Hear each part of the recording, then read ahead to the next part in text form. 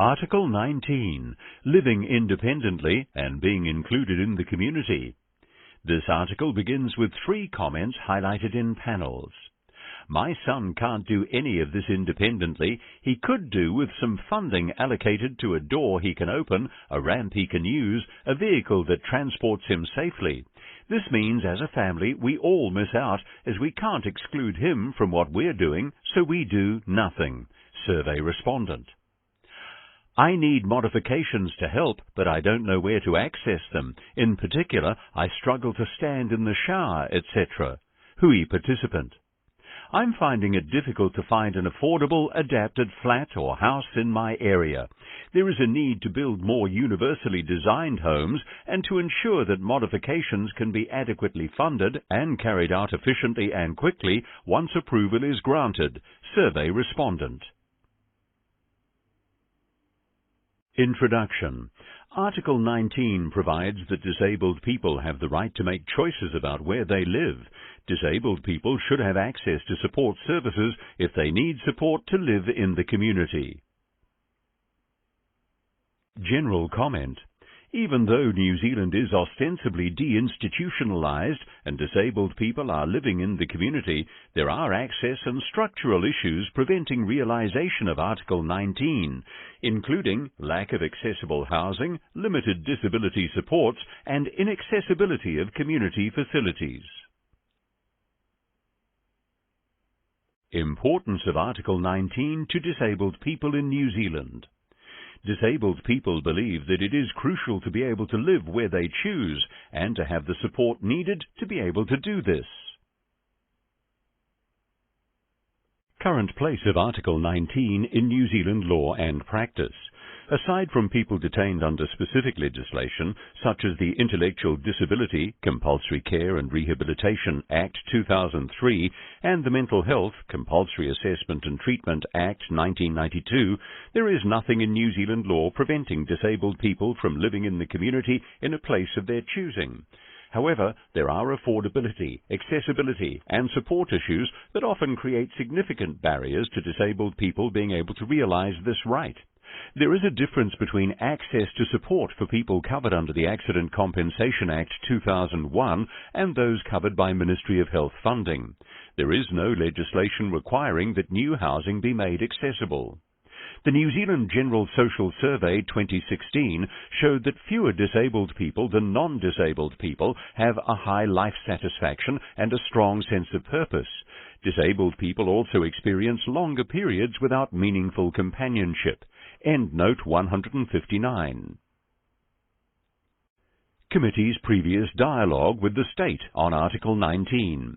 In its list of issues, the Disability Committee asked the Government about the Enabling Good Lives program, consultation with representative organisations of disabled people, including organisations of persons with psychosocial and/or intellectual disabilities, the impacts of the deinstitutionalisation strategy on ensuring inclusion in the community, investment in supporting independence in the community using personal assistance, peers and coaching according to age, sex and ethnic background, affordable, accessible housing including legal requirements and duties of accessibility for private constructors, strategies to enhance access to community services, and data on the proportion of disabled people whose subjective belief is that society is inclusive and responsive, as well as objective data disaggregated by sex, age, ethnicity, disability, and any other relevant dimensions. The Government responded with information about the extension of the Enabling Good Lives program, including details of budget funding, findings of the 2008 research from the Donald Beasley Institute showing positive effects from deinstitutionalisation, Endnote 160, and the pilot of Choice in Community Living. On housing, the Government's response commented on Housing NZ Corporation, now Kāinga Ora, Homes and Communities, houses meeting basic accessibility standards and short-term accommodation requirements, but confirmed that there are no government strategies to ensure accessible and affordable housing and no legal requirements for new private housing developments to include accessible housing.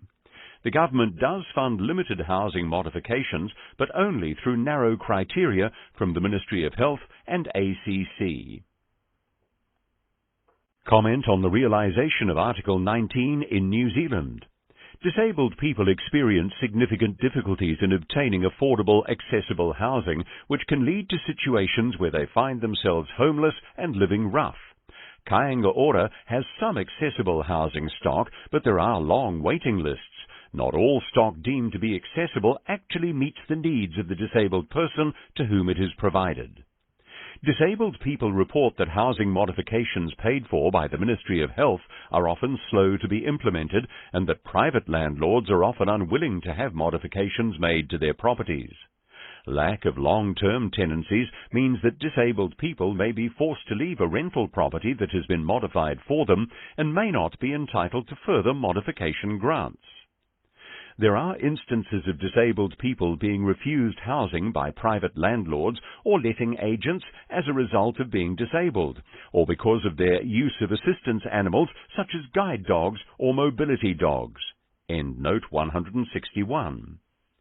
Funding for support to live independently in the community limits the ability of some disabled people to live where they choose and to participate in community activities.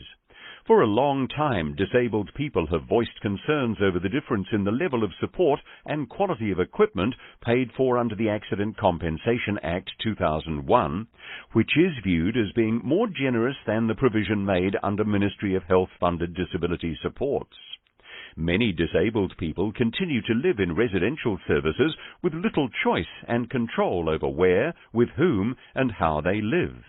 Younger disabled people who require access to 24-hour support continue to find themselves living in aged care facilities because of the lack of support available in the community. End note 162. In 2019, there were reports that the government was proposing to cut back on disability supports to deal with a budget shortfall. End note 163. Although this proposal was not implemented, there are still concerns that individuals are having their hours of support reduced on an ad hoc basis, further limiting their ability to live independently and participate in the community. Delays in accessing mobility equipment can also leave disabled people unable to access the community.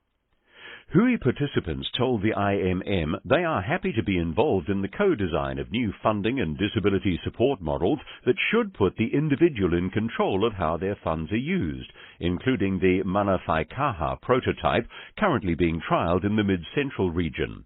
However, they remain concerned about the slow progress on implementing the model more widely and about whether there will be sufficient funding for it to fully enable people to live independently. Community events and facilities in some regions provide some access for disabled people.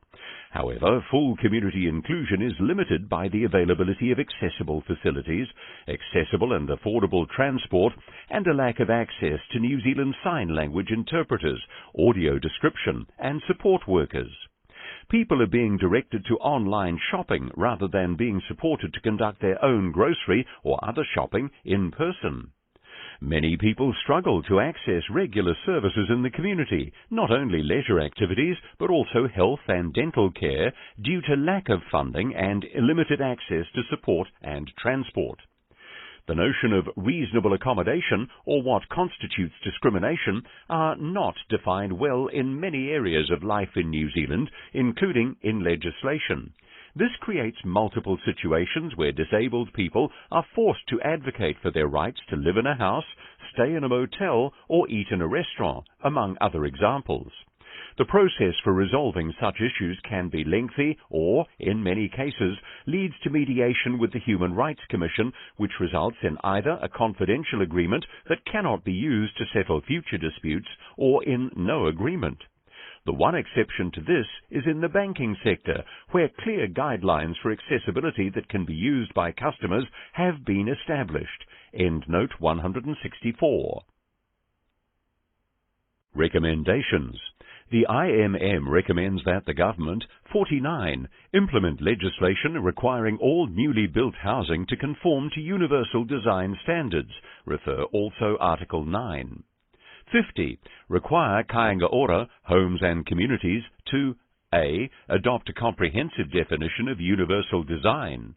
B. Commit immediately to a policy of implementing universal design in all new housing builds across all housing types. C. Commit to replacing or retrofitting all existing housing stock to universal design standards over 10 years. D. Design a range of accessible specifications for each housing type available, that is, consistent with NZS 4121/2001 design standards. E. Implement a comprehensive accessibility audit of its housing stock. F. Commit to ensuring that a representative proportion of their housing stock is retrofitted to meet accessibility standards, that is, per the accessible specifications developed above, as opposed to solely bespoke customizations. The proportion of accessible houses should, at minimum, be the proportion of Kāinga Ora tenants with an impairment. And G. Increase the tenure for any disabled tenants requiring bespoke modifications to ensure they can stay in homes that have been modified to their specifications. 51. Revise and/or expand all disability-related equipment and vehicle funding schemes to ensure that disabled people have access to the equipment they need to live independently and access their community. 52. Fully implement the recommendations of the 2008 Social Services Select Committee report, Inquiry into the Quality of Care and Service Provision for People with Disabilities, Endnote 165, to reduce the number of disabled people forced to live in rest homes. 53. Introduce accessibility legislation requiring all community services and facilities to be accessible by disabled people and explicitly stating what is expected of all service providers. 54. As a matter of urgency, develop sustainable and equitable funding models so that all disabled people, irrespective of cause, can access flexible and integrated supports that facilitate independent living and full participation in the community. 55. Ensure that central government, local government and any other housing providers determine the numbers and types of accessible housing in such a way that they can be assessed against the community's need. 56. Put more emphasis on the need for housing to be designed and built with accessibility in mind and ensure disabled people have increased and quick access to sufficient housing modification funds to allow them to move about their own homes safely.